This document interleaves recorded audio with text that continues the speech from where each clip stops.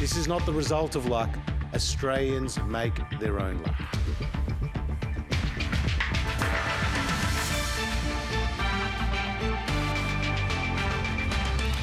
A 500-bed hub for returned travellers in Melbourne could be an alternative to hotel quarantine. The nation's spy chief warns of a possible terrorist attack in Australia over the next year. The President of the United States. And Joe Biden's first address to Congress as his administration marks 100 days in office. Hello, welcome to ABC News. I'm Lorna Dunkley. The Federal Treasurer is setting a goal of getting the jobless rate lower than it was before the pandemic. Josh Frydenberg has used a speech in Canberra today to outline the government's fiscal strategy ahead of next month's budget. Political reporter Jade McMillan joins me now from Parliament House. Jade, good afternoon again. Take us through the detail of the address. Well, Lorna, Australia's unemployment rate is currently sitting at 5.6%. That is much better than what the government had been fearing in the earlier stages of the pandemic. But Josh Frydenberg has told a business function today that he wants his federal budget to be delivered in just a couple of weeks' time to help drive that number down further. He's pointed to estimates from Treasury and the Reserve Bank suggesting that the unemployment rate will need a 4 in front of it for inflation and wages growth to accelerate. Now, getting it down towards that number is an ambitious goal. The Treasurer said that the last time Australia had a sustained period of unemployment below 5% was between 2006 and 2008, just before the global financial crisis. But Mr Frydenberg argues that the benefits of getting more Australians into work are enormous, and he says that the government won't be rushing towards austerity measures, spending cuts to try to repair the budget. The government had flagged that it would look at that once unemployment was comfortably below 6%, but Mr Frydenberg says we're not there yet. The unemployment rate is not comfortably below 6%. Our international borders remain largely closed. Australia is experiencing the lowest population growth in a century. Interest rates are close to zero. These are unusual and uncertain times. For these reasons, we remain firmly in the first phase of our economic and fiscal strategy. We need to continue to work hard to drive the unemployment rate lower. And that is what the budget in just under 2 weeks' time will do. We will not move to the second phase of our fiscal strategy until we are confident that we have secured our economic recovery. We want to first drive the unemployment rate down to where it was prior to the pandemic and even lower. And then when we get there, to ensure it's sustained. The Shadow Treasurer, Jim Chalmers, has responded to this speech today. He's expressed a fair amount of scepticism about the government's plan.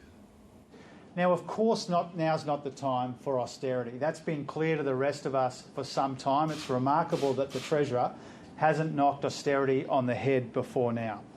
Of course, the government should be more ambitious on full employment. Again, we've made this point repeatedly for some time now, but the Treasurer does not have a plan to deliver on this commitment to full employment. This Treasurer thinks that he can spin and grin his way to full employment when what we really need here in the budget is a plan to actually achieve it. And Jade, also during that speech, the Treasurer announced the new boss of the corporate regulator.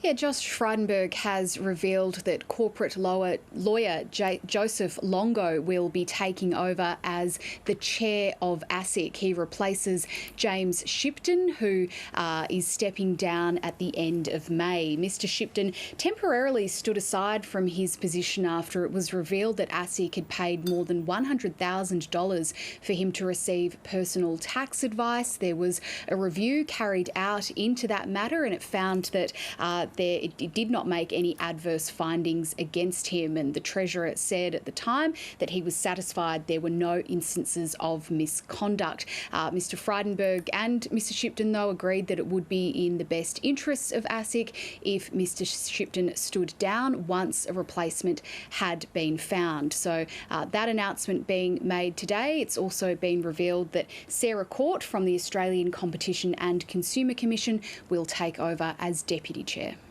Jade, thank you. The Victorian Government is planning a 500-bed quarantine hub for returned overseas travellers. But construction on the site in Melbourne's north will not start until September, pending federal government approval. State political reporter Richard Willingham has more from Melbourne. The proposed hub is north of Melbourne Airport in a place called Mickleham, which is right next to the Hume Highway. Now, there's already an existing quarantine facility there for animals and plants, and there's some spare land around it which the state government would like to build this 500-bed facility, which they hope could be expanded to up to 3,000 beds if needed. Now, there's a few sort of things to get through to make sure this can work. They want the federal government to pay for this, and it's federal government land, so it'll need their approval. They won't make a decision whether to start building until September. But one of the clear things the state government was doing today in announcing this was calling on the federal government to take over responsibility for quarantine, which we've heard from lots of state premiers up this week, and the pressure is being heaped on them. Now, this idea is to take away some of the pressure on hotel quarantine where there's been virus spread, and by putting it in single-storey accommodation like Howard Springs in the Northern Territory, it might reduce that risk. Here's the Acting Minister for Hotel Quarantine, Danny Pearson. We took on this burden 12 months ago out of a need of urgency to step up and support people returning home. The Commonwealth needs to step up now to work with us to develop a longer-term solution. So by working together we can get a much better outcome, and that's our focus today. So no decision until September. How long then would it take to build? When will it be ready? Well, there's lots of ifs and buts with this whole project, this whole proposal. Assuming the federal government stumps up $200 million to get this built, construction would begin sometime after September. So the decision to build won't be made until September. And they'll also assess how many people have been vaccinated, whether hotel quarantine is still needed in some form. And then they say it would take at least 4 months to be ready to build. So that takes us to January next year, they're saying it would be ready. So still a very long way away. And there's still lots of pressure going to be put on hotel quarantine in cities across Australia. So this is, I guess, a long-term solution. And one of the other things they've talked about is with this facility is once the pandemic passes, it could be used for things like housing people after major bushfires or floods or other emergencies. But it's a long way to go, and it really does require the federal government to sign on and stump up money, because the state wouldn't answer the questions today about what will you do if the federal government doesn't pay for this. As for the federal government, they received a detailed letter about the proposal this morning, but there's no formal response about whether they'll be involved just yet. Richard Willingham, thank you. The nation's domestic intelligence chief says he believes a terrorist attack will occur in Australia over the next 12 months. ASIO Director General Mike Burgess has appeared before a Senate committee examining extremist movements and radicalism in Australia. Defence correspondent Andrew Green is in Canberra. Well, for some time, Australia's official terror alert level has sat at probable, and that has been a consistent warning from the nation's domestic intelligence agency. But what we're hearing today is a little bit more precise language from the ASIO Director General, Mike Burgess. We also, in recent times, have heard ASIO ditch its tags of Islamic extremism and right-wing extremism. The organisation now prefers to use the labels of religious or ideologically inspired violent extremists. And today, Mike Burgess was questioned about the threat posed by those various ideologies in Australia. Let's listen, though, to the language that he was using before a Senate committee. If you look at our current caseload, we still think that Sunni-based violent extremism is the major concern. However, given the growth that we've seen in nationalist and racist violent extremism, we anticipate there will be a terrorist attack in this country in the next 12 months, and it can come from either ideology, and therefore, for me, it doesn't really matter because they're both capable of actually conducting acts of violence, and that's where we focus. Interesting. Andrew, did he mention what role the internet plays in these ideologies? There was certainly a lot of discussion about the internet given the COVID-19 pandemic. People aren't able to travel as much as they used to, so people are spending a lot more time inside their homes, trawling the internet and coming across kinds of hate speech and things that are inspiring them to possibly carry out attacks. The ASIO boss said that there was credible evidence that individuals and groups had capable intent to launch an attack, and hence using that language of anticipating a terrorist strike in Australia in the next 12 months, language that is quite alarming. We also heard from the Federal Police. They gave evidence, and on the specific question of the internet, this is what an Assistant Commissioner had to say. I do have a colleague of mine who describes the internet as a salad bar of hate in terms of what, even at a very young age, a person can access on the internet. Deputy Commissioner Ian McCartney there. The committee continues to hear evidence throughout the day, and it's a topic that we will be hearing a lot more about over coming months. Defence correspondent Andrew Green, thank you. US President Joe Biden has praised his country's vaccine rollout and pitched a recovery programme in his first address to Congress. Mr Biden says each part of the $2.3 trillion spending package will create jobs. He's also reminded Americans not to let their guard down against the COVID-19 and to get vaccinated. I promised we'd get 100 million COVID-19 vaccine shots into people's arms in 100 days. We will have provided over 220 million COVID shots in those 100 days. Thanks to all the help of all of you. We're marshalling, with your help, everyone's help, we're marshalling every federal resource. We've gotten vaccines to nearly 40,000 pharmacies and over 700 community health centers where the poorest of the poor can be reached. We're setting up community vaccination sites, developing mobile units to get to hard-to-reach communities. Today, 90% of Americans now live within 5 miles of a vaccination site. Everyone over the age of 16, everyone is now eligible to get vaccinated right now, right away. Go get vaccinated, America. When I think climate change, I think jobs. The American Jobs Plan will put engineers and construction workers to work building more energy-efficient buildings and homes. Electrical workers, IBEW members installing 500,000 charging stations along our highways so we can own the electric car market. Farmers planting cover crops so they can reduce the carbon dioxide in the air and get paid for doing it. Look, think about it. There is simply no reason why the blades for wind turbines can't be built in Pittsburgh instead of Beijing. No reason. Well, let's speak with our international affairs analyst, Stan Grant, who's here. Hi there, Stan. Yeah. He talked about coronavirus, the vaccine, the fight of that, but actually I sort of got the impression that we're moving on from that now. He's right, this is where America is heading. Oh, most definitely. And this is about drawing the lines. I think if you take a 30,000-foot view of this speech, what is he actually saying here? He's saying, save America, save the world. He's defining the battle of the 21st century, and that is the battle of democracy versus autocracy. He believes you don't count America out, you don't back against America, that democracy will own the future and not autocracy.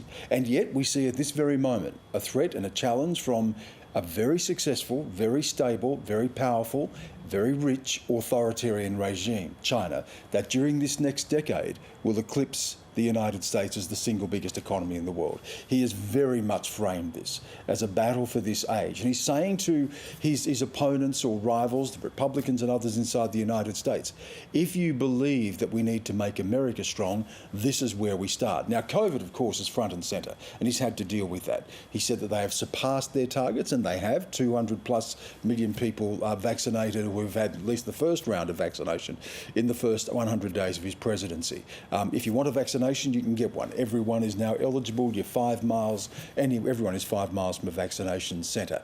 He's also talked about the stimulus package. You got the first part of that through, which is the rescue plan, almost $2 trillion US. A lot of that going straight into the hands of Americans with $1,500 checks delivered to American families. That's to stimulate the economy and get people over the hump. He's now got 2 more tranches of that. There is a jobs program and there's a family program. That's another $4 trillion. He has to get this through, and that's not going to be easy. It also involves increased taxes on the very wealthy, increased capital gains tax. Which goes against what the Republicans believe. Absolutely. I mean, how's he going to persuade them? A redistribution of growth and a big government that the Republicans absolutely oppose. And there is Republican opposition to that. There's also some Democrat concern about increasing taxes. If you're a Democrat in what is already a high taxing state, and now you're going to see increasing taxes, albeit on the very rich, then that's going to cause some consternation as well. And he only got the first tranche through because he was able to bring all of the Democrats with him. The first 100 days is when you can lock these things in, you can get these things done. It gets progressively more difficult from here. The Democrats are going to be worried about the midterm elections and getting re-elected themselves. The Republicans were already looking at the midterms and the next presidential election. But here's the appeal. If the Republicans under Donald Trump and others have said that we are now the voice and the party of the worker, that's what Donald Trump says.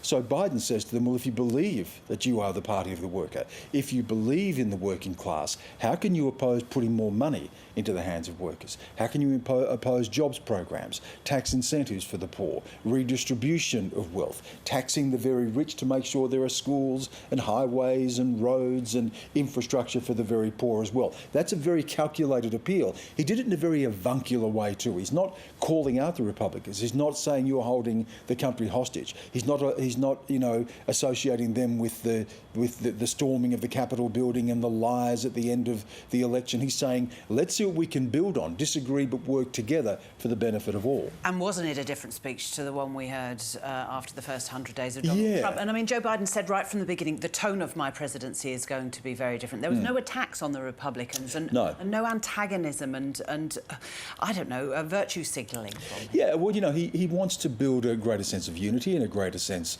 of hope. Still, though, this is a bitterly divided country. His own popularity figures have not been great, among the lowest in the first 100 days of any presidency. 74 million people voted for Donald Trump at the last election, and they haven't shifted. It is still a very, very divided, culturally and politically and racially divided country. He's got all of those balls in the air, and he's trying to appeal beyond that to a greater sense of American unity. Whether redistribution is going to be enough, whether talk of healing and hope is going to be enough when you have these intractable problems is going to be the enormous challenge for him. And then beyond that, he started talking about the world and casting things very much, as I said, in this battle between autocracy and democracy, saying to China, we'll compete, we welcome competition, but we will also stand up for our interests, our values, saying that he will stand with allies, saying that they are militarily, and this is critical, militarily as committed to the Indo-Pacific as they are via NATO to Europe. And that's an absolute warning to China about that America is in the region, it's in the region to stay. When you consider what we've heard in Australia recently, the likes of Peter Dutton or the more assertive, more sort of, the speech we heard from Mike Pizzullo, talking about the drumbeats of war and sending our warriors off to war, the concerns over Taiwan, the various flashpoints in the region. This moment where China's rise is creating unease, to hear Joe Biden say we are in the region, it's a very, very short message. But the message ultimately is it's a real battle for the 21st century, and that America's strength will be the world's strength, and he has to win that battle at home to deliver on the promises to allies abroad. Stan Grant, thank you. Yeah, pleasure, thank you. A woman has been found guilty of